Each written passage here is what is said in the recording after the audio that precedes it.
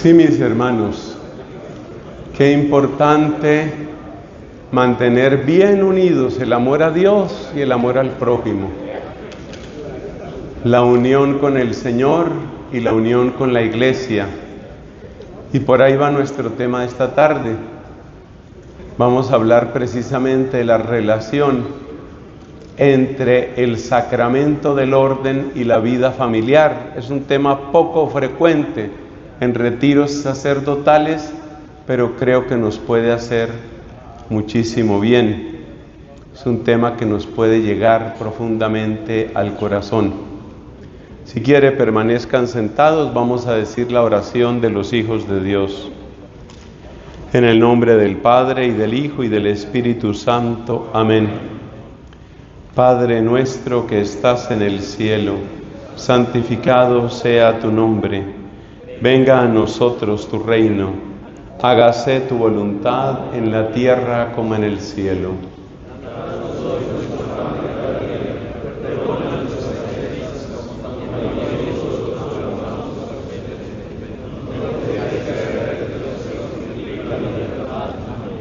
En el nombre del Padre, y del Hijo, y del Espíritu Santo. Amén. Observemos, hermanos queridos, que como sacerdotes tenemos un servicio muy especial en la iglesia.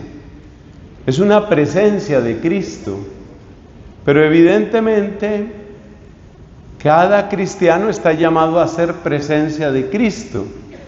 Por eso la teología católica ha tenido que responder a esta pregunta: ¿qué tiene de peculiar la presencia de Cristo en la persona de sus ministros ordenados? Esto vale para los diáconos, por supuesto, para nosotros, que en nuestra gran mayoría somos presbíteros, por supuesto vale también para los señores obispos, muy particularmente para ellos. Esa es la pregunta por la que vamos a empezar. ¿Qué clase de presencia de Cristo se encuentra en el presbítero? Y seguramente es un tema que en el debido momento lo estudiábamos allá en el seminario, al ver los sacramentos, particularmente los sacramentos del servicio. El Catecismo de la Iglesia Católica clasifica los sacramentos en 3 grupos: sacramentos de iniciación, sacramentos de curación y sacramentos de servicio.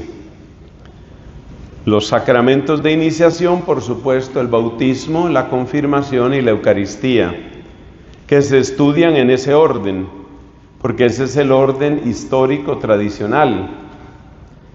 Dicho sea de paso, ahí hay un tema pastoral que los más jóvenes de los aquí presentes tendrán que verlo desarrollarse. Quizás algunos de nosotros, que ya somos mayorcitos, ya no lo alcanzaremos a ver, pero se acordarán de mí. Vamos a decir que esta es una pequeña profecía. El lugar del sacramento de la confirmación va a cambiar. Esa fórmula que está utilizando la Iglesia hace casi 2 siglos, 150 años, de dejar el sacramento de la confirmación posterior a la primera comunión y en edad de adolescencia o juventud, se acordarán de mí, eso va a cambiar. Originalmente no era así. Uno mira, por ejemplo, las catequesis de San Cirilo de Jerusalén y uno se da cuenta que el lugar de los sacramentos es el que tradicionalmente han tenido los catecismos: bautismo, confirmación, Eucaristía. Entre otras cosas, este es un pequeño paréntesis de noticia eclesial. Esa pregunta se le hicieron al Papa Benedicto y él, muy prudente como siempre, indicó que posiblemente había que estudiar el cambio del lugar del sacramento de la confirmación. Yo tenía mucha curiosidad, así muy adentro, pues en mi corazón de teólogo, vamos a decirlo así. Yo tenía mucha curiosidad cuál sería el pensamiento del Papa Francisco al respecto. Y ustedes saben que hace pocas semanas el Papa Francisco, hablando del sacramento de la confirmación, denunciaba que algo no está fallando, porque con su estilo característico dijo: la confirmación se ha convertido en el sacramento del adiós. Algo no está funcionando ahí. Lo último que hace la gente antes de dejar la práctica de los sacramentos y la práctica de la fe es confirmarse, lo cual es un absoluto absurdo. Pero bueno, ese es un paréntesis. Eso no va a cambiar pronto. Muchos de nosotros moriremos y eso no ha cambiado, pero va a cambiar. Va a cambiar, y la dirección en la que va a cambiar sí tiene que ver con el tema de esta predicación. Va a cambiar en la dirección de la comunidad. Es decir, el sacramento de la confirmación necesita encontrar su lugar dentro de una comunidad cristiana robusta y permanente. Es un tema pastoral fascinante. Si el tiempo nos da, lo vamos a comentar un poco después en esta misma enseñanza. Porque la gran enfermedad actual en nuestra Iglesia Católica, pastoralmente hablando, es la falta de comunidades robustas donde todos los miembros puedan participar de manera permanente. Nosotros, los católicos, hemos cambiado hace tiempo lo que aparecía en el Nuevo Testamento. En el Nuevo Testamento lo que aparecen son comunidades donde están todos, hombres, mujeres, jóvenes, ancianos, enfermos, sanos, están todos. Nosotros poco a poco, con una mentalidad, diríamos, administrativa, hemos ido parcelando la pastoral de niños, pastoral de jóvenes, pastoral de sacerdotes, y tiene un cierto sentido, pastoral de solteros. Entonces, por ejemplo, hubo una parroquia ya en Bogotá, ya suspendieron ese experimento, que tenían pastoral LGBT. Pero entonces, ¿qué sucedía? Sucedía que la pastoral LGBT lo que hacía era confirmar a las personas que tienen esa orientación, confirmarlas para que ellas siguieran en ese mismo camino. Entonces, la gran deficiencia pastoral actual es la falta de comunidades donde todas las realidades se alimenten en una misma fe. Puede haber actividades dedicadas especialmente a solteros, a niños, a personas casadas, a hombres, a mujeres. Pero eso de que vamos a hacer pastoral de hombres por un lado, pastoral de mujeres por otro lado, pastoral de casados por un lado, pastoral de divorciados por otro lado, esa multiplicación de pastorales luego produce otra consecuencia que ya asomó en el reciente sínodo, y esa consecuencia es que cuando tú tienes tantas pastorales, luego necesitas todos los representantes de todas esas pastorales para que se reúnan, discutan y voten. Y la iglesia termina convirtiéndose en un parlamento. El tema es delicado. Es un tema eclesiológico, es un tema teológico muy delicado que hay que saberlo tratar. Porque sí necesitamos gente que trabaje en aspectos específicos de la iglesia, pero hay que tener cuidado con que ese trabajo específico no se convierta en comunidades más bien cerradas, comunidades no en el sentido neotestamentario, sino en el sentido mundano, es decir, grupos de presión que después empiezan a reclamar. Ustedes vieron lo que pasó, por ejemplo, en el último sínodo, que había unos grupos de presión empujando. ¿Para cuándo las diaconisas? ¿Para cuándo las diaconisas? Es decir, se consideraban representantes, no de toda la iglesia, no del misterio de Cristo, no del evangelio entero, sino representantes de los deseos y los intereses de un pequeño grupo. Cuidado con eso. La preservación de la iglesia requiere la preservación del misterio eclesial que nos muestra el Nuevo Testamento. ¿Y cuál es ese misterio? Es el misterio de la unión en la cual, según la carta a los Gálatas, ya no hay judío ni griego, esclavo o libre, hombre o mujer, todos somos uno en Cristo Jesús. ¿Por qué comento esto? Porque Dios me ha permitido anunciar, presentar el Evangelio con lo mejor que puedo de mis fuerzas a muy diversos grupos de sacerdotes. Con ustedes, amados hermanos, ya son más de 1,200 sacerdotes a los que he podido predicar a lo largo de estos años. Probablemente estamos más cerca de 1,500 que de 1,200.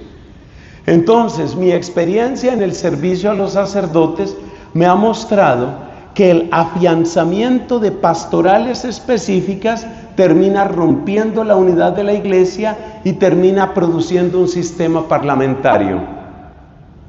Entonces, la iglesia es nuestro tema en esta predicación. Y para hablar de la iglesia tenemos que recordar los sacramentos. Vuelvo al catecismo. Sacramentos de la iniciación, bautismo, confirmación y Eucaristía. Sacramentos de curación, penitencia, unción de los enfermos. Y aquí viene un punto interesante.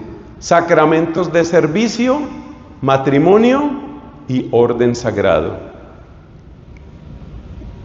Matrimonio y orden sagrado están, como se dice, en un solo renglón. Y esta meditación que con todo cariño quiero compartirles, esta meditación se apoya en ese dato que no es accidental.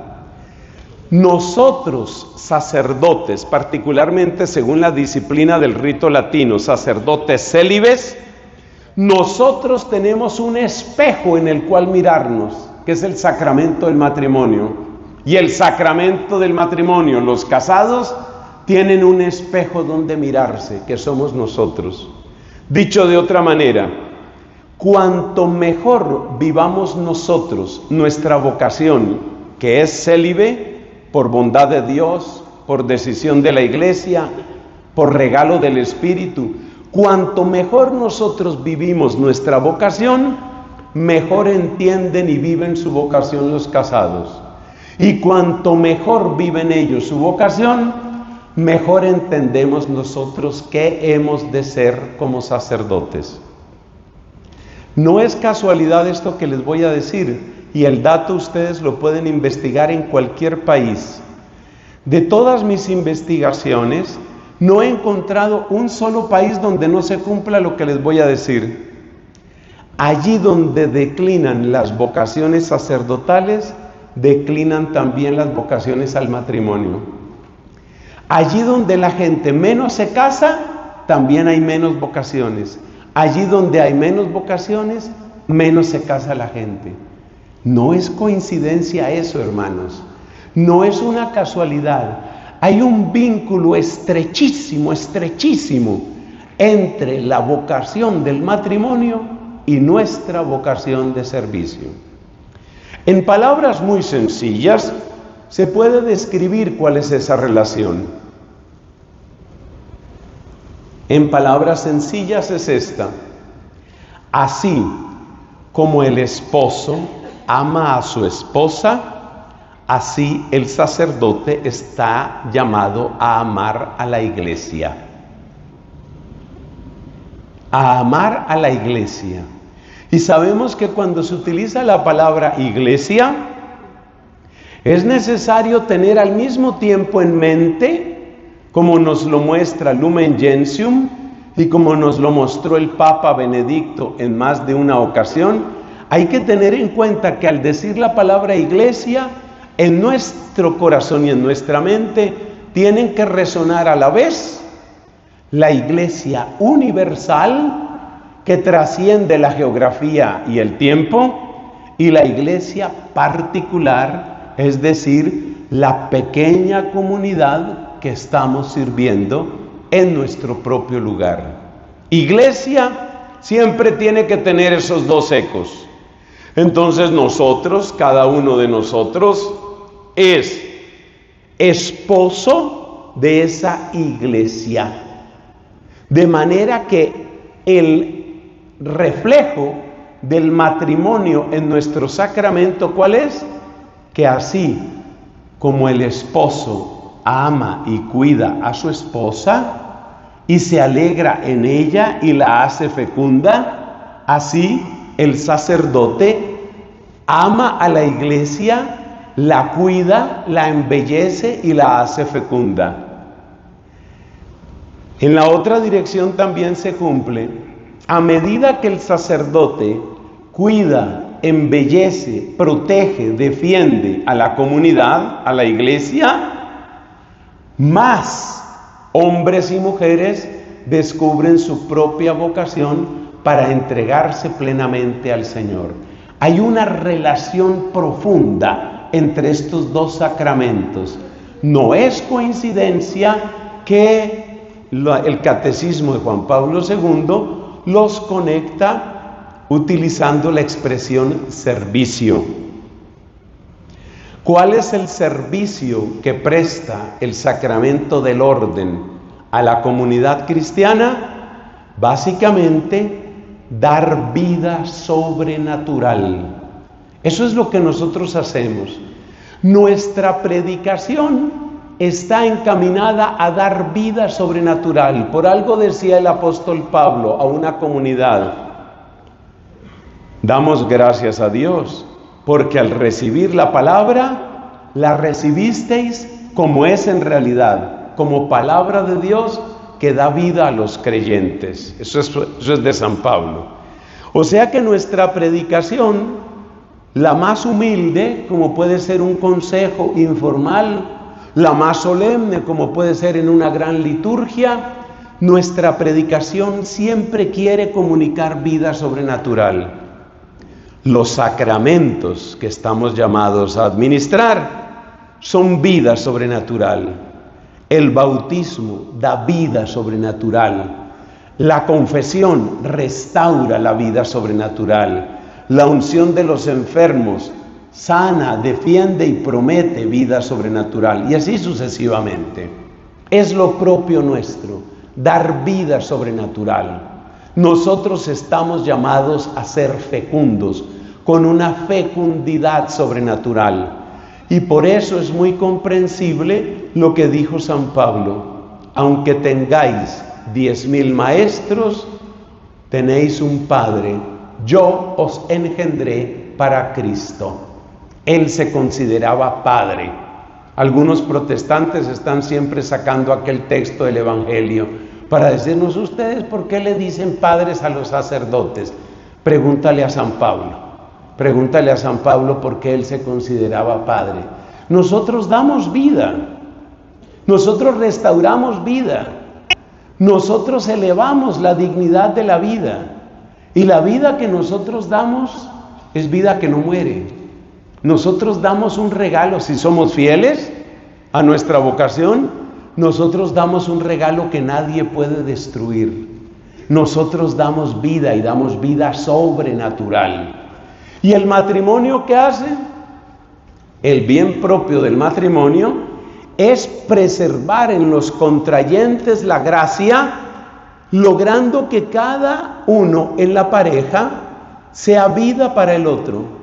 Pero no solo eso, en la honesta fecundidad de los esposos, esa expresión es del prefacio de los matrimonios, en la honesta fecundidad de los esposos hay vida para el mundo. ¿Qué es lo que tienen que hacer entonces los esposos? Dar vida. Ellos dan vida. Y ese es el servicio que ellos prestan. Dan vida natural y propician la vida sobrenatural.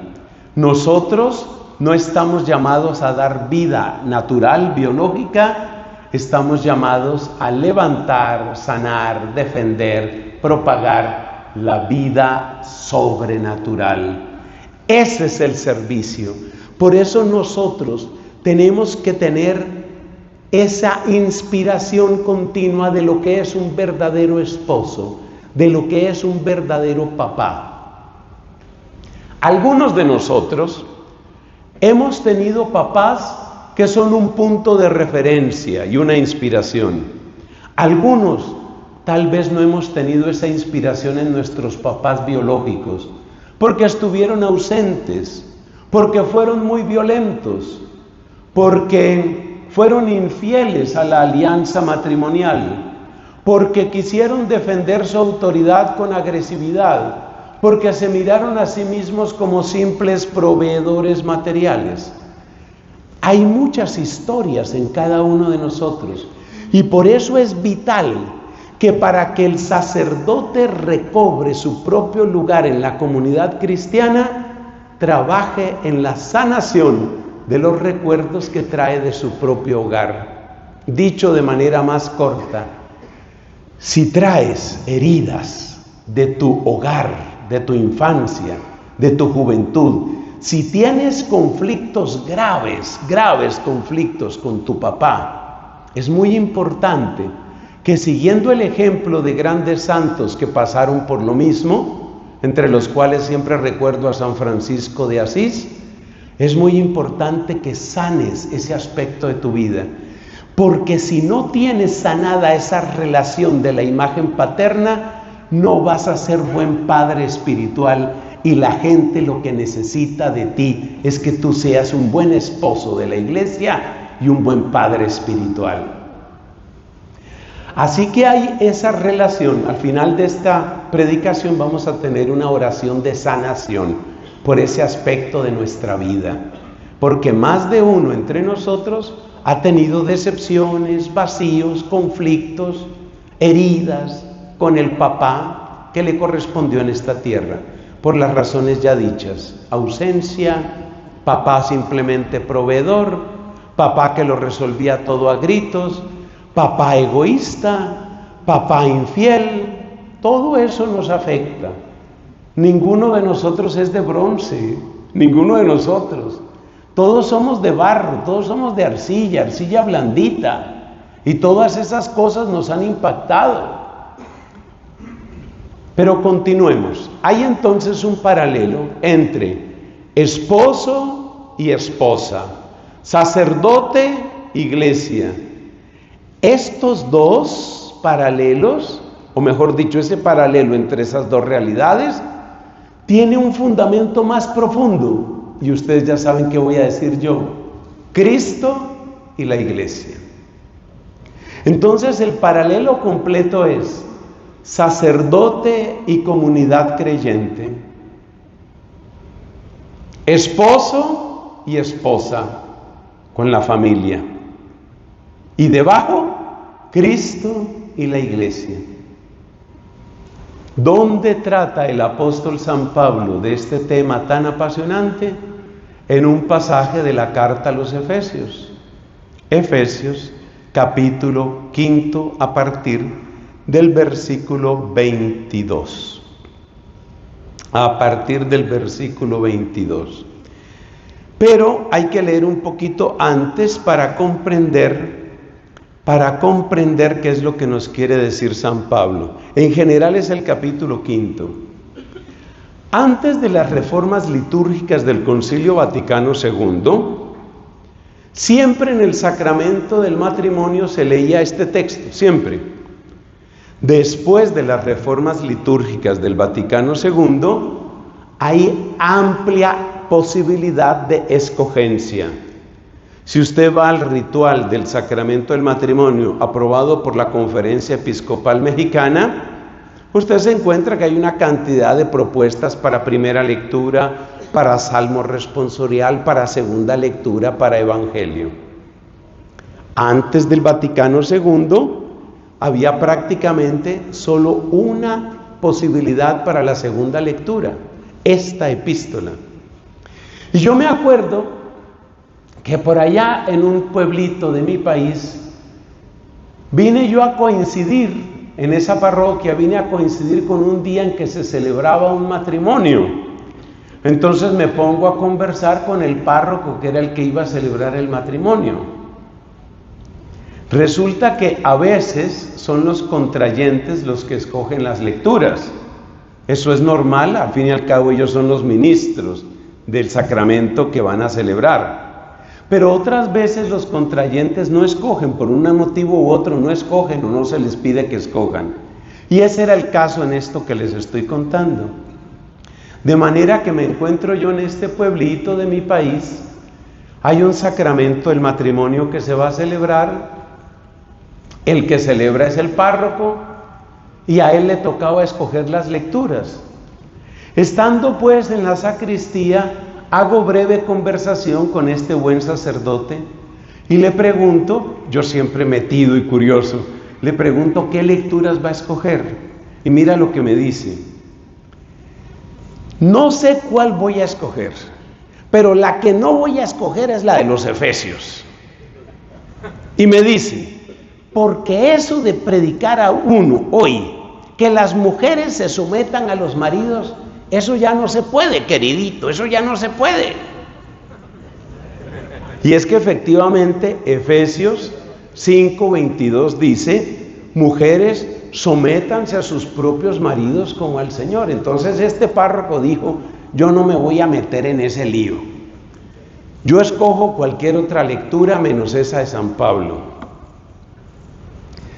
Cuando yo estaba haciendo mis estudios doctorales, que me correspondió hacerlos en Irlanda, ese fue el acuerdo con mi comunidad, que fue la que me envió. Pues en esa época, y creo que más todavía en este tiempo, mis estudios allá fueron hace unos 20 años. ¿Cómo pasa el tiempo, Dios mío? Yo estaba haciendo allá mis estudios y ya en esa época había una presión bastante fuerte de teología feminista en Irlanda. Yo me imagino que eso ha seguido creciendo, pero no tengo datos recientes. Y me acuerdo mucho una religiosa, claramente una religiosa de tendencia bastante modernista, bastante progresista, que decía, por supuesto ella lo decía en su idioma, en inglés, ella decía, es claro, es evidente el machismo de San Pablo, es un condicionamiento cultural que ya tiene que ser superado. Nosotros ya tenemos que superar el machismo de San Pablo. Pero hablaba con autoridad, no de obispa, yo diría de papisa. Hablaba con una tremenda autoridad esta mujer. Eso toca cancelarlo, eso ya debe acabarse. El machismo de San Pablo. Bueno, como yo no tenía que hacer mi tesis con esa directora, como yo tampoco tenía clase con ella, simplemente llevé todo ese tema a mi oración y a mi reflexión. Y me quedó sonando la actitud enfática de esta mujer diciendo así, con gesto corporal y voz resuelta, hay que acabar ya con el machismo de San Pablo. Ustedes habrán notado que muchas personas en inglés utilizan precisamente la expresión machismo, utilizan la expresión española porque parece que es más fuerte que cualquier equivalente en inglés. El machismo tiene que acabarse, machismo de San Pablo. Bueno, y me quedó sonando ese tema, me quedó sonando el tema del famoso machismo de San Pablo. Y por supuesto me fui a Efesios capítulo 5, el texto problemático, el texto que no quería utilizar aquel párroco porque decía yo no me meto en ese lío. Y me puse a mirar qué había dicho el apóstol, qué sentido tenía eso y si ese texto debía considerarse como machista o no. Esa fue la búsqueda.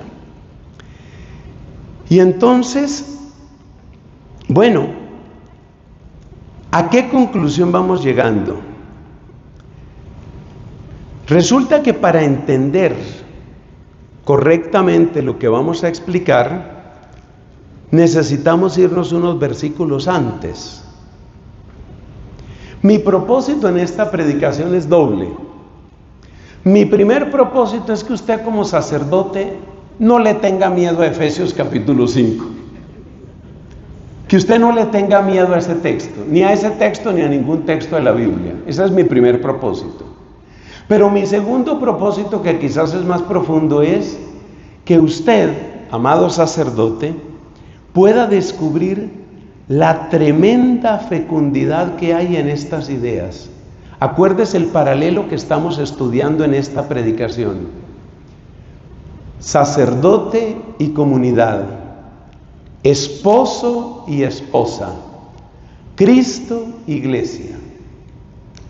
En ese triple paralelo hay mucha sabiduría y hay una clave fundamental para la manera de entender nosotros nuestro propio ser y nuestro propio servir en la iglesia.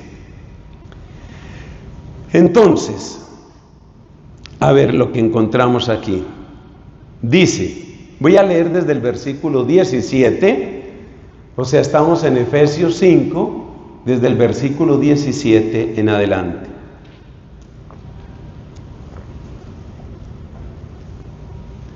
Así pues, no seáis necios, sino entended cuál es la voluntad del Señor. Primer llamado, hay que buscar sabiduría, o sea que no es una cosa obvia. No seáis necios, sino entended cuál es la voluntad del Señor. Y no os embriaguéis con vino, en lo cual hay disolución, sino sed llenos del Espíritu, hablando entre vosotros con salmos, himnos y cantos espirituales, cantando y alabando con vuestro corazón al Señor, dando siempre gracias por todo, en el nombre de nuestro Señor Jesucristo, a Dios el Padre, sometiéndoos unos a otros en el temor de Cristo. ¿Habló de hombre? No. ¿Habló de mujer? No. El primero que me hizo ver este aspecto fue el Papa San Juan Pablo II, que para entender Efesios 5:22, lo del matrimonio, hay que devolverse al 21 e incluso desde el 17, que es lo que estamos haciendo aquí. Destaco las últimas expresiones del apóstol. Dando siempre gracias por todo en el nombre de Cristo a Dios el Padre, esa es la parte de amor al prójimo, sometiéndoos unos a otros en el temor de Cristo. La ley universal del cristiano es someternos los unos a los otros en el temor de Cristo. ¿Qué quiere decir eso? Que si Cristo vive en ti, y yo sé que Cristo vive en ti, por el Cristo que vive en ti, yo reconozco una presencia ante la cual me someto. Es interesante ver que santos que tuvieron muy poca oportunidad de leer la Escritura, como mi amiga de Siena, yo la llamo así, perdón la confianza, Santa Catalina, tiene expresiones como estas. Santa Catalina dice, la obediencia hay que aprender a practicarla con todos.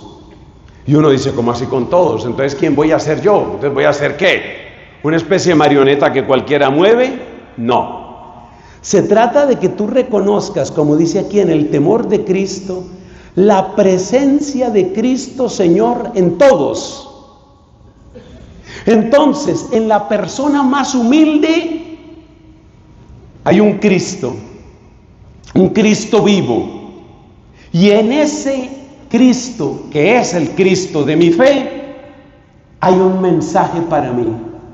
Aprender a someterme a todos, sometiéndoos unos a otros. Aprender a someterme a todos es tener de tal manera encendidos los ojos de la fe, llenos del colirio de la fe mis ojos, para reconocer la presencia de Cristo. ¿En quiénes? En todos. Ese texto es el que no estudia el feminismo. Eso es Efesios 5:21. La ley de todo cristiano es esa. Hay que someternos todos los unos a los otros en el temor de Cristo. ¿Qué quiere decir eso? Que Cristo puede hablarme, que Cristo puede enseñarme, que Cristo manifiesta su gloria en cualquiera de mis hermanos, en cualquiera de mis hermanos. Sometiéndoos unos a otros en el temor de Cristo. Cristo manifiesta su gloria en cualquiera de mis hermanos. Y por eso yo tengo que tener mi radar bien encendido, mis ojos bien abiertos, mi corazón en disponibilidad y obediencia, porque no sé por dónde me va a hablar Cristo. Cristo me puede hablar donde yo menos lo espero. Hay una anécdota que me gusta contar del Papa Juan Pablo I, aquel que apenas estuvo en la sede pontificia 33 días. Juan Pablo I, cuando era patriarca de Venecia, preparaba su homilía para el siguiente domingo y la escribía. Y después, esta historia es muy conocida de este hombre bueno, el Papa de la sonrisa. Después iba donde una señora amiga bastante mayor, una viejita, vamos a decir con cariño, usted me entiende la expresión. Iba donde una viejita que era amiga de él y le leía la homilía. Y había veces que la viejita, que era muy respetuosa pero que también era muy sincera, le decía: pues no te he entendido nada. Y el arzobispo de Venecia, oyendo esa voz de la viejita, que era una mujer de Dios, que era una mujer de oración, que era una mujer de iglesia, pero que nunca había tenido grado de teóloga, oyendo eso que decía la viejita, corregía su homilía. ¿Qué estaba haciendo el gran arzobispo de Venecia con aquella viejita? Sometiéndose en el temor de Cristo. Dios me puede hablar a través de esa persona. Dios me puede hablar a través de las personas más humildes. Piensa cuál es esa persona más humilde de tu parroquia. Puede ser una niña, puede ser un empleado, puede ser la señora que ayuda con el aseo, puede ser el sacristán. Dios, ¿cómo me quiere hablar? Y allí donde yo encuentre la presencia y la voz de Cristo, me someto, bajo mi cabeza. ¿Por qué? Por el temor de Cristo. Cristo me está hablando a través de esta viejita. Cristo me está hablando a través de este niño de primera comunión. Cristo me está hablando a través de esta muchacha de un grupo juvenil. Cristo me está hablando a través de este enfermo. Eso es someternos unos a otros.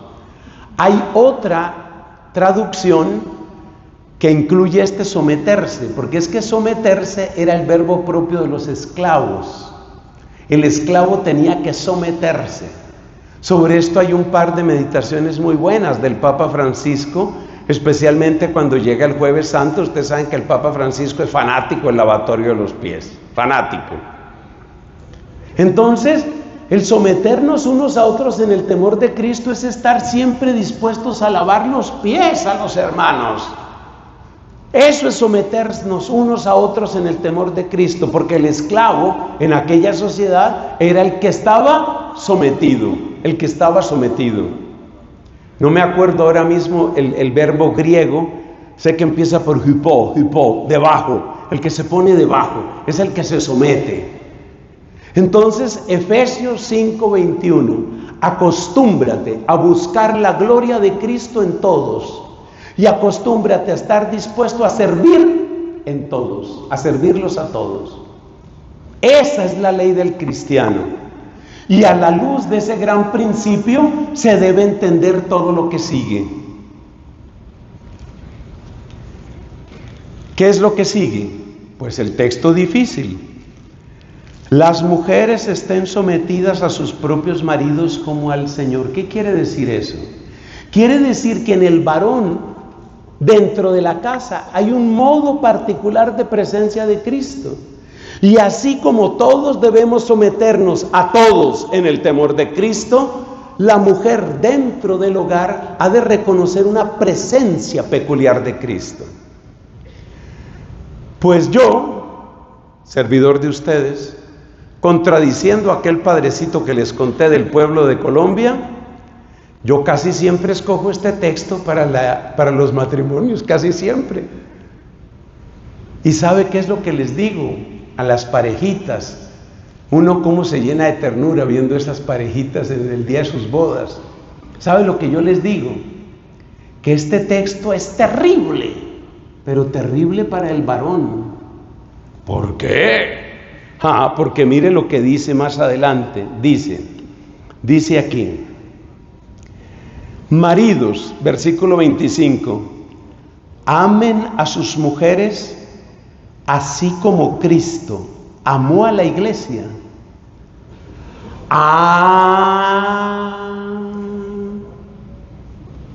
Esa es la parte del varón. Entonces a mí me encanta ver a las parejitas. Normalmente uno hace, claro, un camino con ellos antes de la boda, ¿no?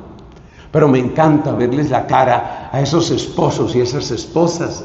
Y me encanta quedarme mirando al novio y decirle: a usted le toca ser Cristo en la casa. Y dígame si eso es fácil. Y dígame si eso es machista. A usted le toca ser Cristo en la casa.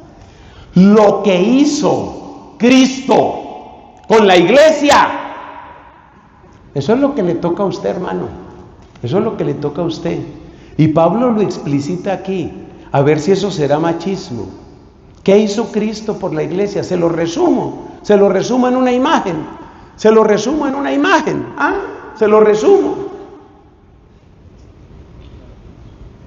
Señor marido, dele una miradita a eso. Dele una miradita a esa imagen.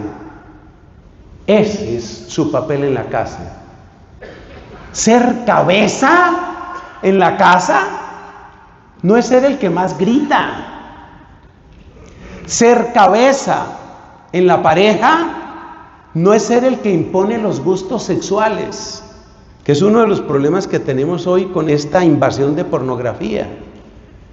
La pornografía está avanzando lamentablemente también entre las mujeres, pero todavía sigue siendo un fenómeno prevalente más en los varones que en las mujeres. ¿Y sabe cuál es el peligro? Que todas las cosas que incluyen aberraciones, perversiones, abusos y violencia que los varones ven en su pornografía, luego la quieren hacer con las prostitutas, con las amantes, con las mozas, con las esposas, con todo el mundo. Entonces, ¿qué es ser cabeza? A ver, me muevo aquí un poquito. Ser cabeza es esto es ser cabeza. Ser cabeza no es ser el que más grite. Ser cabeza no es ser el egoísta. Ser cabeza no es el que impone sus perversiones sexuales. A ustedes como sacerdotes les habrá llegado lo mismo que a mí, el lamento de muchas mujeres que dicen: es que mi esposo quiere hacer unas cosas, yo no sé, yo creo que eso como que no debe hacerse. Y se sienten violadas, se sienten abusadas. Y por eso a mí muchas veces, y seguro que a usted también, me ha tocado decirle a las mujeres: no señora, la sexualidad en el matrimonio no es de uno, ni es un tirano con una esclava. La sexualidad es de dos y es delante de Dios. Entonces, cuando entendemos realmente a San Pablo, nos damos cuenta que no hay ningún machismo, a pesar de lo que dijo la religiosa aquella. Me parece estarla viendo. Que acabar el machismo. Y se le engrosaba la voz a la monja. Hay que acabar el machismo de San Pablo. No, señora. Hay que acabar la lectura incompleta, parcializada de San Pablo. Eso es lo que hay que acabar. A San Pablo no hay que acabarlo. Hay que acabar la lectura parcializada, porque dígame si es machismo decirle a un hombre en el día de su boda: también tengo aquí, ¿no?, mi Cristo que siempre me acompaña. Mire señor marido, esto es lo que le toca a usted. ¿Me lo estoy inventando? No, aquí dice, mire: maridos, amen a sus mujeres como Cristo amó a la iglesia y se dio a sí mismo por ella. ¿Dónde está el machismo ahí? ¿Dónde está el machismo? Se dio a sí mismo por ella.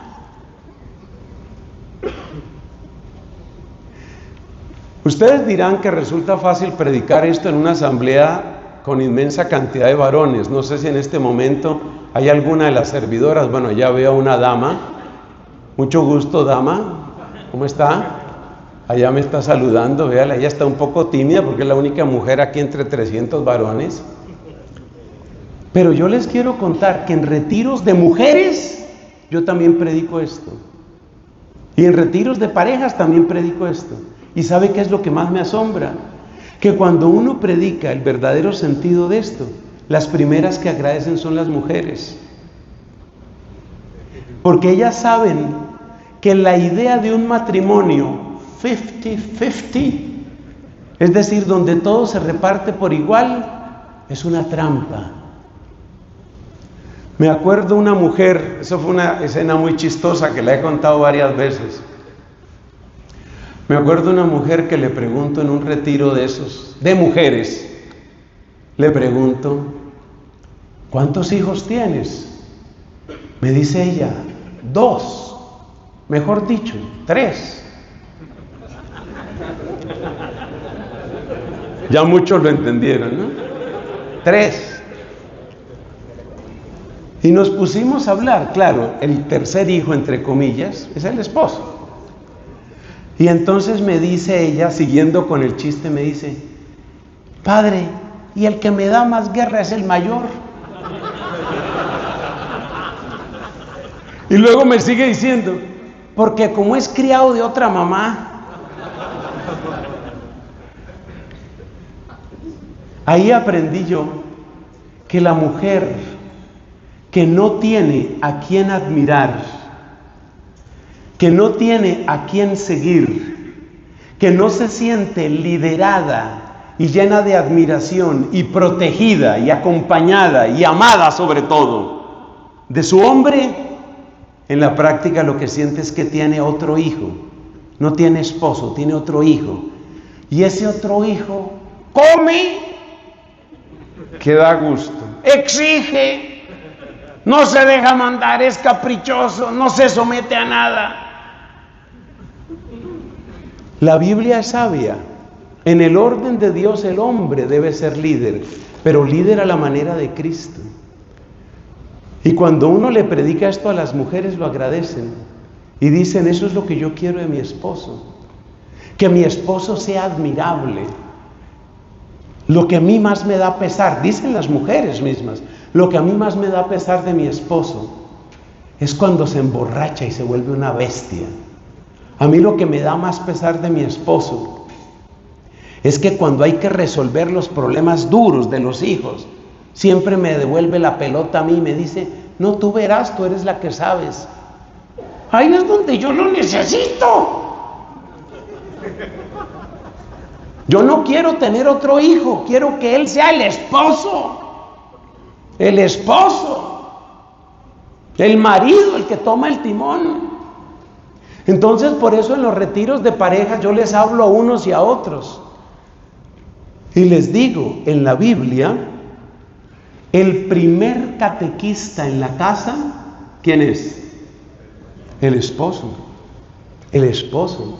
El que tiene que transmitir la fe, el esposo. El que tiene que evangelizar, el esposo. El que tiene que dirigir las oraciones, el esposo. El que tiene que ir primero a los sacramentos, el esposo. Que en nuestras tierras latinoamericanas eso no es frecuente. Que todavía quedan muchos hogares en los que los esposos le dicen a la esposa, lleve a los muchachos a la misa, llévelos. Y él se queda. Pero ese es el desorden en el que estamos. En el plan de Dios, el que tiene que llevar la batuta, como decimos, el que tiene que tener el liderazgo, pero en todo y a la manera de Él. Se dio a sí mismo por ella. Alguno de ustedes podrá pensar que este tipo de pensamiento solo existe en el Nuevo Testamento. Falso. Busque usted en el libro del Deuteronomio hasta que encuentre el pasaje donde dice, cuando un varón de Israel se case, durante un año no se le someta a ningún trabajo público.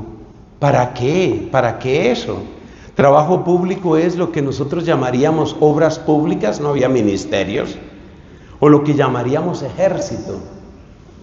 Queda exento de ejército y queda exento de obras públicas. ¿Por qué? Porque tiene una tarea. ¿Cómo describe el libro del Deuteronomio esa tarea? Tiene que aprender a hacer feliz a su esposa. ¿Qué tal el machismo del Deuteronomio? Aprenda a hacer feliz a su esposa. Usted por ahora no trabaje en las cosas de la comunidad, en las cosas públicas no trabaje. Trabaje en hacer feliz a su esposa. ¿Por qué? Porque es un bien para todos que su esposa sea una mujer feliz y fecunda. Ese es un bien para todos. Y ese es un bien que no tiene precio. Así que usted está exento de ejército. Usted está exento de otro trabajo. Aprenda a ser feliz a la mujer. Ese es el machismo. La Biblia muestra el enorme poder que tiene la mujer, para lo bueno o para lo malo. Acuérdese el libro de Ruth, cómo aquella mujer llamada Noemí, cómo aquella mujer tiene una sabiduría para ir llevando a su nuera Ruth hasta que la reconecta con la familia. Y Ruth llega a ser, siendo extranjera, siendo moabita. Y ojo que los moabitas en la mayor parte del Antiguo Testamento eran enemigos de Israel. Y ella era moabita. Siendo moabita, llegó a ser la bisabuela del rey David. Esa es Ruth. Todo gracias a la paciencia, el cariño de Noemí y la dulce amistad que unía a Ruth con Noemí. Puro protagonismo de mujeres. Miremos los otros libros de nombre de femenino. El libro de Esther. La liberación de los judíos por obra de una mujer. Pero a mí el que más me impacta es el libro de Judith. En el libro de Judith se encuentra este elogio que luego la Iglesia Católica lo ha aplicado a la Virgen María.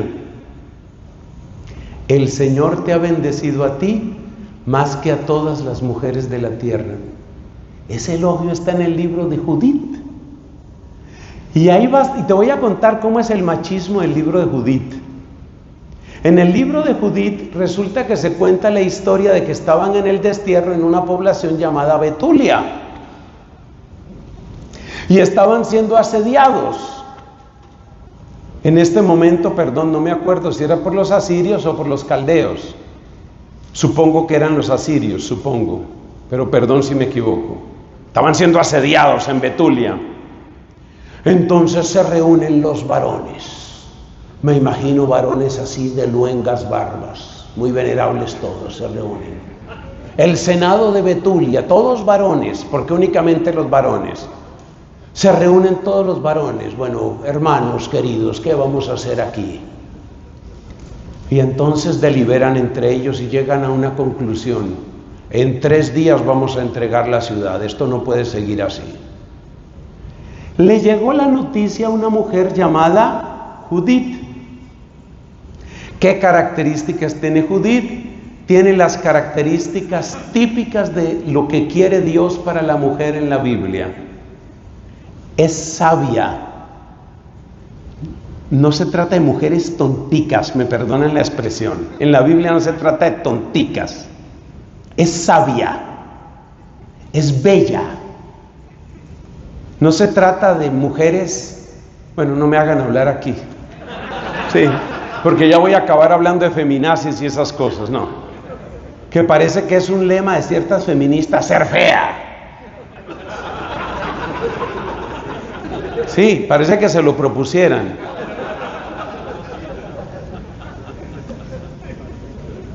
¿Cómo es la mujer en la Biblia? Es sabia, es bella, es piadosa, es fuerte, es próspera. Esas son las características de la mujer. Para que las escriba ahí, le sirve para algún encuentro que usted tenga de convivencia o lo que sea con mujeres. Sabia, bella, piadosa, fuerte, próspera. Esa es Judith. Judith era viuda y tenía todas estas características. Era muy hermosa, era sabia, era bella, era piadosa Eso es lo que hay que predicar hoy a nuestras jóvenes. Eso es lo que hay que predicar hoy a las niñas, el modelo femenino que tiene la Biblia. Entonces se reunió todo el senado de Betulia, todos esos viejos venerables. ¿Qué hacemos? Entreguemos la ciudad en 3 días. ¿Estás de acuerdo, Eliakim? ¿Estás de acuerdo, Joaquín? ¿Estás de acuerdo, Elías? Si todos estamos de acuerdo. Bueno, quedamos así. Le llegó noticia a Judith. Los del senado de Betulia era un número de varones que no sabemos cuántos eran, pero obviamente era un número plural. Le llega la noticia a una mujer llamada Judith. Y Judith llama a estos varones y les dice: ¿ustedes qué están haciendo con este pueblo? ¿Ustedes quiénes son para ponerle plazos a Dios? ¿Y qué hacen estos varones? Se dan cuenta de que a través de esa mujer les está hablando el Señor. Siguen el consejo de ella y Betulia se salva. Ese es el machismo de la Biblia. No nos dejemos acomplejar por la gente que dice tonterías sobre la Sagrada Escritura. Por supuesto, la mujer tiene muchísimo poder también para el mal. Ahí tenemos a Dalila en el capítulo 13 del libro de los Jueces, con Sansón. Sansón podía vencer a miles de filisteos, pero bastó una filistea, una. ¿Y qué hizo la filistea para lograr que Sansón se doblegara a sus deseos? En primer lugar, se dio cuenta del poder que tenía sobre él, porque ella le gustaba a él, pero harto, muchísimo. Ella se dio cuenta que tenía poder. Otra cosa que hacía, lo tenía cerquita, lo acariciaba, le dejaba sentir sus deliciosos perfumes, la suavidad de su piel. Y Sansón ahí como un bobo recostado en el regazo de Dalila. Pero el arma secreta de Dalila, ¿cuál fue? Es lo que en Colombia y creo que en otros lugares se llama la cantaleta. ¿Qué es la cantaleta? Es hablar y repetir. Y adivine qué le decía Dalila a Sansón, por si acaso eso se le parece a lo que usted le ha oído a algunas damas. Ya no me quieres. Ya no me quieres. Y entonces Sansón, que debía medir como 2 metros 10 centímetros, con su vocerrón le dice: ¿por qué me dices eso, mi amor? ¡No me toque, no me toque, no me toque! Yo digo las mujeres, Dios mío, las mujeres. Si te he fallado en algo, dímelo, Dalila. No me cuentas tus cosas. Es que está en el libro de los Jueces, léalo. Yo estoy haciendo aquí la representación, pero es que está así tal cual. 3 veces te he preguntado cuál es el secreto de tu fuerza y me dices tonterías. No me tienes confianza, ya no me quieres, yo no quiero nada contigo, no me toques.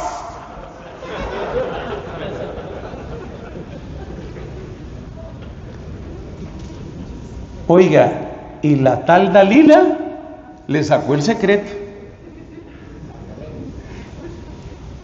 Superficialmente el secreto era lo del cabello, pero usted sabe que lo del cabello tenía un sentido más profundo, ¿cierto? Resulta que el cabello sin cortar era señal ¿de qué? De consagración a Dios. ¿Qué fue lo que hizo Dalila? Recortar a Sansón de la consagración. Eso nos pasa también a los sacerdotes. La frase más venenosa que le puede decir una mujer a un sacerdote es: yo te quiero a ti como hombre.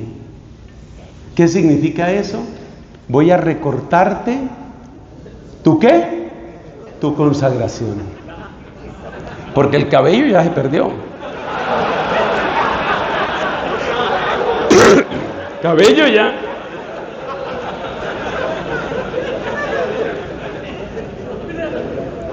Voy a recortarte tu consagración. La mujer que le dice a un sacerdote, yo te quiero como hombre, no se llama ni Adriana, ni Claudia, ni Marcela. ¿Sabes cómo se llama? Dalila. Se llama Dalila. Porque tú, como sacerdote, tú eres el Sansón de Dios en el Espíritu. Y Dios te da a ti una fuerza si permaneces en tu consagración. Dios te da a ti una fuerza increíble para vencer a los enemigos. Porque no luchas solo, porque Cristo lucha contigo. Pero ¿qué fue lo que hizo Dalila? Recortó a Sansón de su consagración. ¿Y en qué se convirtió Sansón? En un hombre más. Y ustedes saben cómo sigue la historia, ¿no? Después de que Sansón fue traicionado así y quedó sin fuerza, le sacaron los ojos y lo pusieron a trabajar como un animal de carga. Y cuando Sansón estaba ciego, trabajando como un animal de carga, ¿qué se hizo Dalila? Estaba por allá con otro. La frase más venenosa que se le puede decir a un sacerdote es esa: te quiero como hombre. Quiero en ti al amigo, no al sacerdote. Quiero en ti al maestro, no al sacerdote. Quiero en ti al varón, no al sacerdote. Cualquiera que separe la palabra sacerdote de ti es Dalila. Aquí ya no importa si es hombre o mujer o qué es lo que quiere contigo. Cualquiera que te separe de tu sacerdocio es Dalila y quiere destruirte. Y es un emisario de los filisteos, es un emisario del demonio. He mencionado el caso de Dalila para mostrar el poder de la mujer. ¿Qué nos dice? ¿Qué nos dicen los libros de los reyes sobre Salomón? Sus muchas mujeres apartaron su corazón de Dios. ¿Por qué Herodes mató a su amigo y consejero Juan Bautista? Por las caderas de una mujer que sabía cómo moverse. Por esas caderas, por ese bailoteo. Por eso Herodes mató a su propio amigo y consejero, que era Juan Bautista. Y sabemos que era amigo y consejero porque la palabra de Dios así lo afirma. Estoy comentando todo esto sobre el poder de la mujer, no con un tono moralizante. No se trata de decirles a ustedes, sacerdotes, lo que ustedes ya saben sobre los hombres y las mujeres. ¿Sabe por qué lo estoy diciendo? Por la ideología esta que se está metiendo de que hay que empoderar a las mujeres. Empoderar a las mujeres. El empoderamiento mundano a las mujeres lo que significa es quitarles a las mujeres los poderes que Dios les ha dado y reemplazarlas por remedos de varones. Ese es el empoderamiento femenino. Entonces, hermanos amados, volvamos a nuestro paralelo fundamental y vamos cerrando el tema. Nuestro paralelo de esta predicación fue sacerdote, comunidad, esposo, esposa, Cristo, iglesia. Nosotros quedamos en sándwich entre los dos. Entonces nosotros tenemos que aprender de y servir a esposo y esposa, y tenemos que aprender de y servir a Cristo, iglesia. Nosotros tenemos que aprender de los esposos. Donde usted vea un buen padre de familia, donde usted vea un buen esposo, tómelo como una catequesis que Cristo le está dando a usted. Cristo nos habla a través de los laicos, muchísimo, a mí por lo menos todos los días. Usted mire cómo es ese hombre con esa mujer, usted mire cómo es esa mujer con ese hombre. Usted va a descubrir inmediatamente, aquí me está hablando Cristo, uy, esto es para mí, esto es para mí. Usted mire cómo se tratan ellos. Usted mire cómo trata un buen esposo a la esposa. Tengo la alegría de la cual nunca podré terminar de darle gracias a Dios, de haber conocido muchos matrimonios fieles. Y ya lo he contado otras veces y lo voy a repetir aquí. Hace 14 años, un poquito más, mi madre, que tenía un tumor en su cerebro, en su cabeza, tenía que ser operada. No había alternativa. El tumor estaba profundamente apoyado en la base de su cráneo, interrumpía la circulación del líquido cefalorraquídeo, se creaba una brutal presión intracraneana que no produce dolor de cabeza. Ustedes saben que el cerebro no siente dolor, pero era tal la presión que tenía mi pobre mamá dentro de su cabeza, según aprendimos por un accidente que tuvo, era tal la presión que la sangre ya no alcanzaba a circular suficientemente en el lóbulo frontal, que es el lóbulo del razonamiento. Mi mamá no podía razonar. Para mí es impresionante, es de lo más triste que me ha pasado en la vida, ver cómo mi mamá empezó a perder las funciones cerebrales más avanzadas, las más humanas. Mi mamá no podía razonar, podía recordar, podía sentir, podía pelear, podía reírse, pero no podía razonar, porque tenía un bloqueo por la terrible presión intracraneana que sufría. Había que operarla, no había otro camino. La operación no fue exitosa. Ella fue operada a comienzos de mayo del año 2010. Desde el principio nos dijeron, las posibilidades de que ella sobreviva no son muy grandes, y las posibilidades de que ella sobreviva bien son mínimas, pero no hay otra cosa que hacer, porque si no la operamos, va a seguir esa especie de agobio, de muerte cerebral progresiva, de una manera que es como ver morirse una persona a pedazos. Toca operar. La operaron, la operación no fue un éxito, ella quedó en coma, a los pocos días adoptó posición fetal en su camita del hospital, quedó totalmente inconsciente, y había un hombre que estaba cerca de ella todos los días, y ese hombre era mi papá. Él estaba ahí. Ella no le respondía, ella no hablaba, ella no podía expresar nada, estaba como un bebé.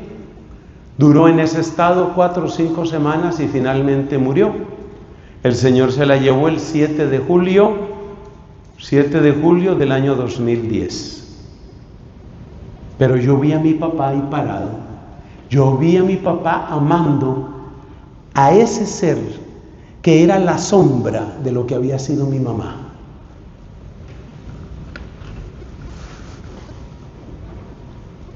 Así aman los esposos. Ese es el machismo de mi casa, ¿oyó? Ese es el machismo que hubo en mi familia.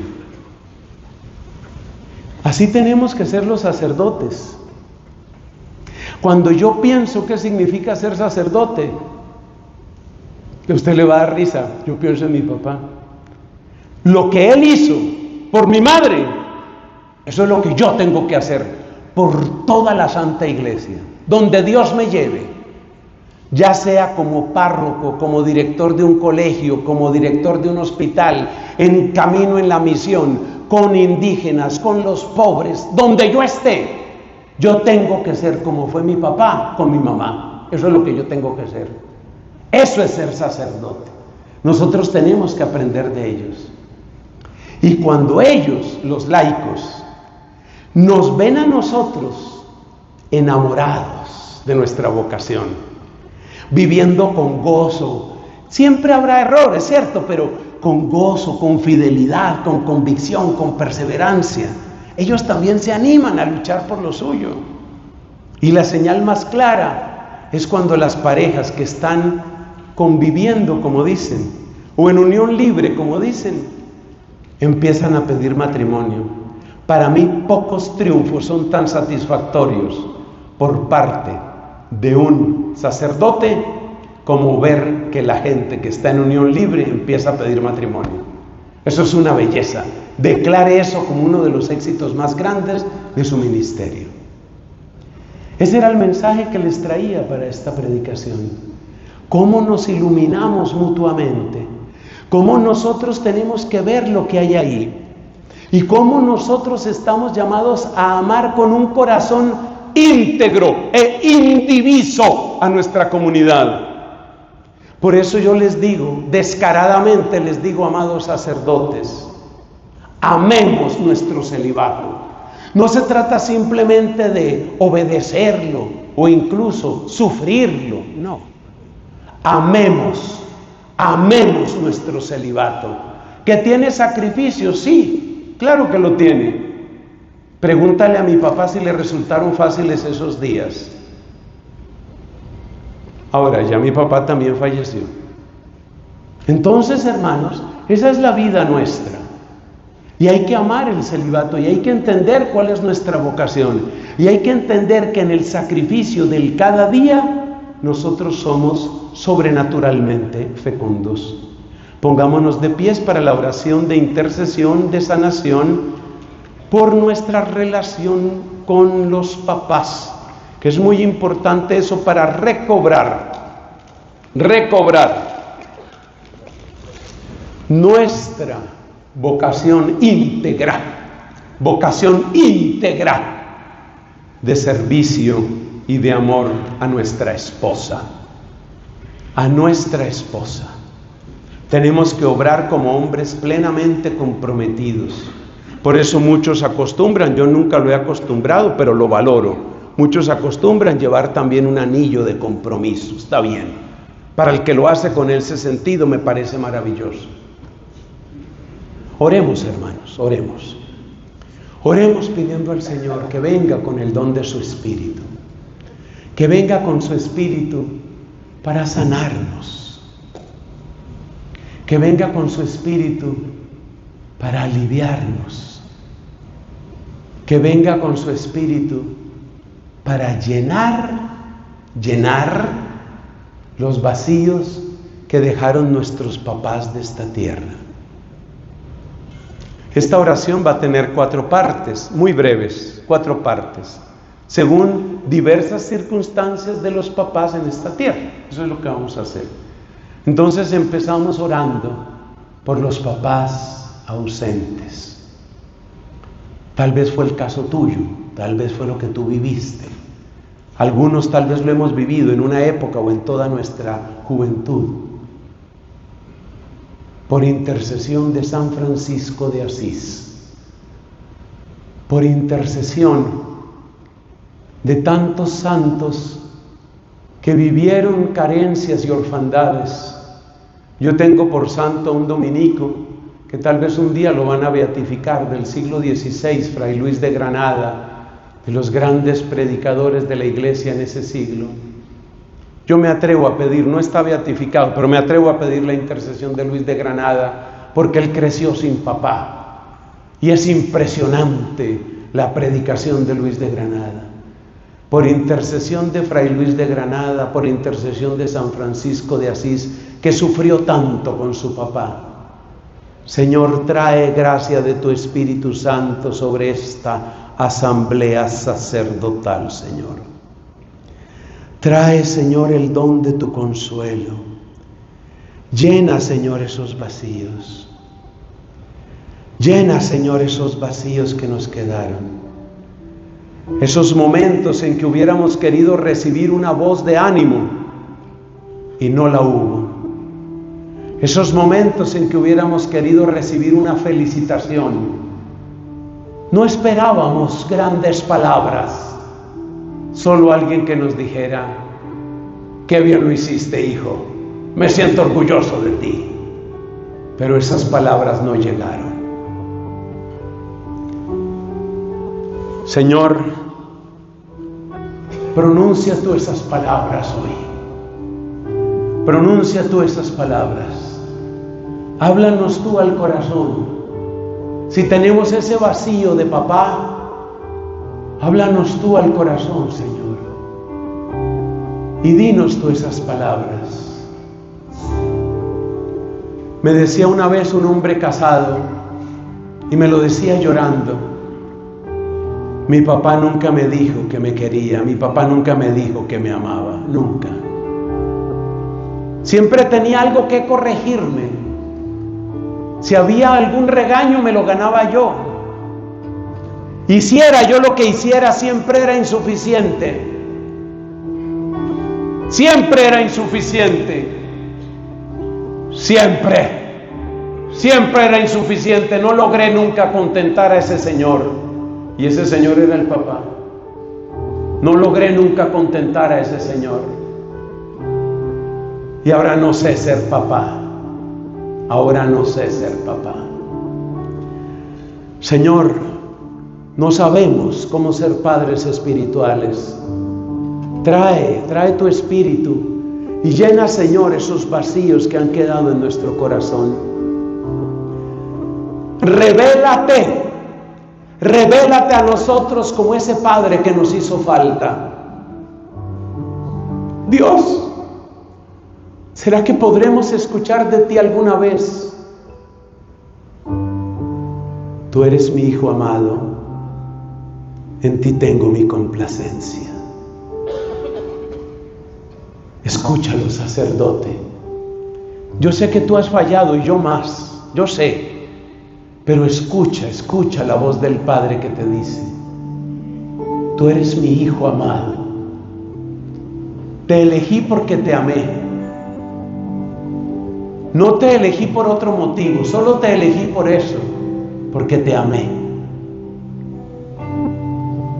Vamos a orar en este momento por los papás agresivos, por ese papá violento, por ese papá que todo quería resolverlo a gritos, por ese papá con el que no se podía dialogar, por ese papá que todo terminaba siempre con un bramido diciendo: aquel papá soy yo.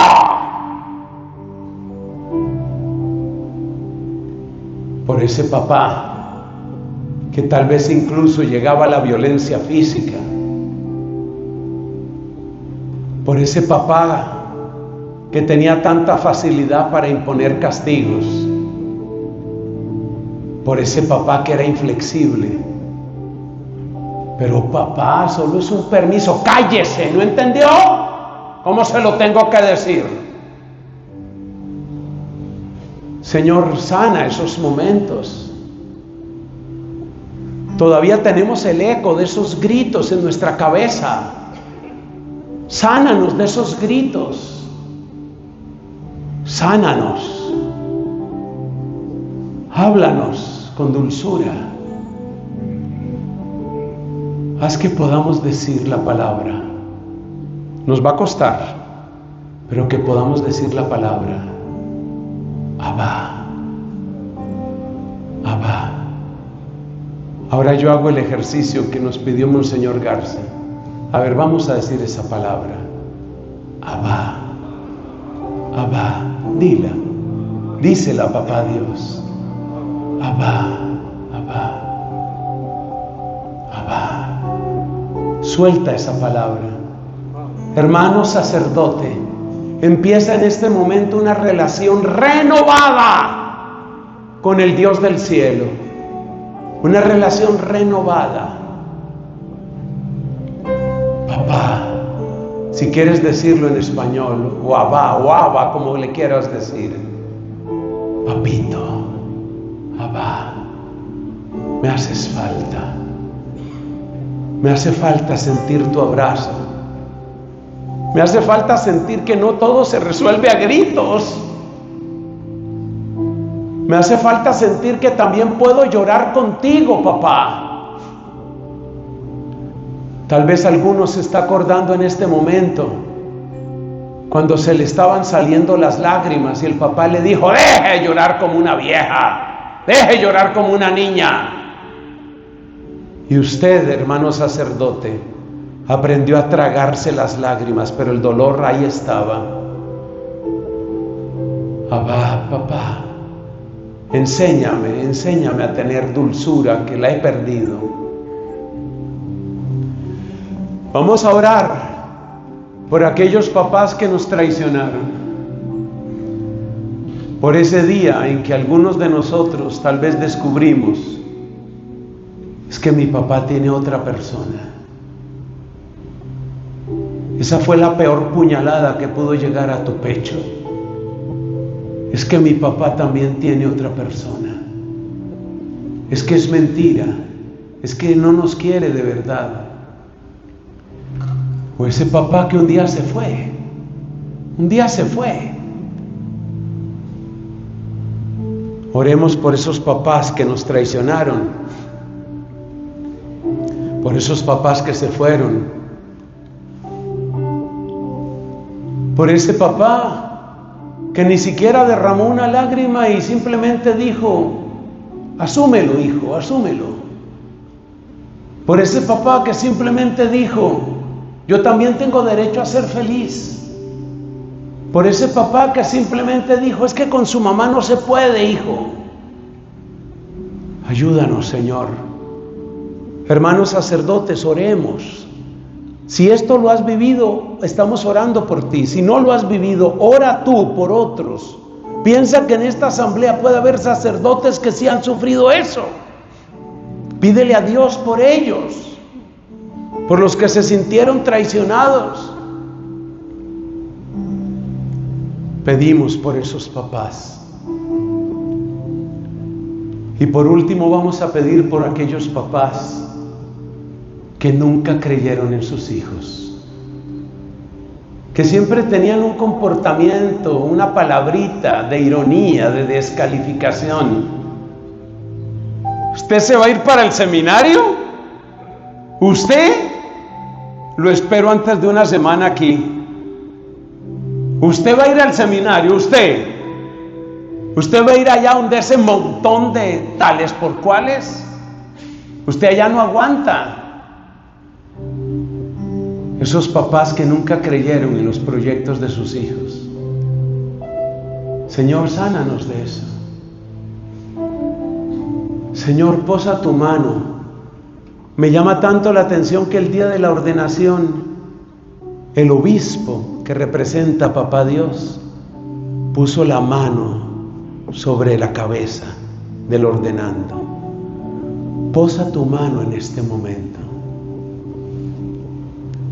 Posa tu mano en este momento, Señor. Posa tu mano. Y déjame sentir que a pesar de todas mis miserias, tú puedes confiar en que algo bueno saldrá de mí. Posa tu mano, Señor. Sacerdotes, les voy a pedir algo que a algunos les va a parecer ridículo y por favor que nadie se sienta obligado a hacerlo. Pero si te llegas a sentir cómodo, acuérdate que en la ordenación no solo nos pone las manos el obispo, sino también los otros sacerdotes. Si te llegas a sentir cómodo, pídele a algún hermano que esté cerca: ponme un momento tus manos. Recuerda que las manos de cada uno de nosotros están ungidas con el crisma de Jesús. Si te sientes cómodo con lo que te estoy diciendo, pídele a algún hermano que tienes cerca: ponme un momento las manos, por favor. Hazlo. No sientas vergüenza, o sea, que no sea la vergüenza. Pídele eso a un hermano: ponme tus manos un momento. Ponme tus manos un momento. Ponme tus manos un momento. Tú vas a ver el bien que eso tiene. Es algo tan sencillo, pero es algo tan potente. Si sientes la necesidad de renovar tu alianza sacerdotal, pídele a un hermanito. Todavía nos quedan unos minutos. No pierdas esta oportunidad. Pídele a un hermanito sacerdote: ponme tus manos. Haz una oración por mí, mi hermanito. Pide por mí, que yo lo necesito. Pide por mí. Pide por mí. Y es muy bello lo que está sucediendo. Esta es la oración que salva a los sacerdotes. Esta es la bendición, esta es la unción. También aquellos hermanos que están allá de pies, si se sienten cómodos, pídanle a un hermano sacerdote: ponme tu mano. Nos quedan unos poquitos minutos, no vamos a correr. Pídele a un hermanito, ponme tus manos. Haz una pequeña oración por mí. Ese es Papá Dios también. Mira que han pasado tantos años y a mí no se me olvidan las manos del obispo que me ordenó, no se me olvidan. Esa sensación en mi cabeza no se me olvida. Gracias, Jesús. Gracias por este momento. Gracias. Vamos por favor con un canto al Espíritu Santo. Y con ese canto, un canto sencillo conocido al Espíritu Santo, con ese canto vamos cerrando este momento. Es bello lo que hace Dios. Es bello Jesucristo. Cristo, sumo y eterno sacerdote. Es bello Jesús. Es bello.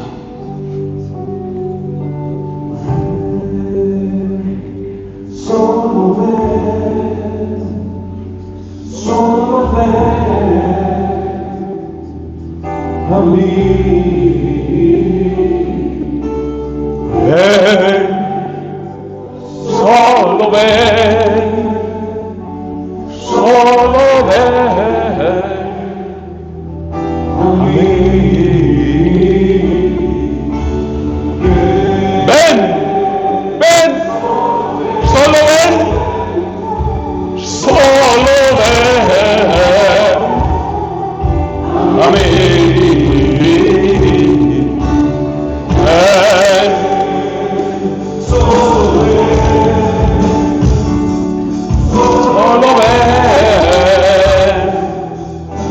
a mí.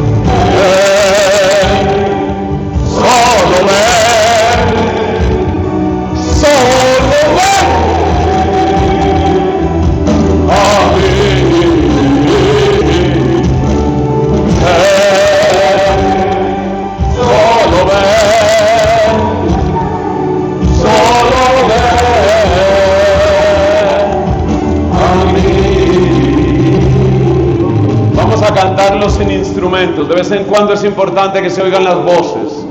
Acuérdate que todo tu ser es ungido. Acuérdate que tu garganta es para la gloria de Cristo. Vamos a cantar ese ven. Vamos a cantarlo todos. Y dice: ven, solo ven, solo ven a mí. De nuevo. Solo ven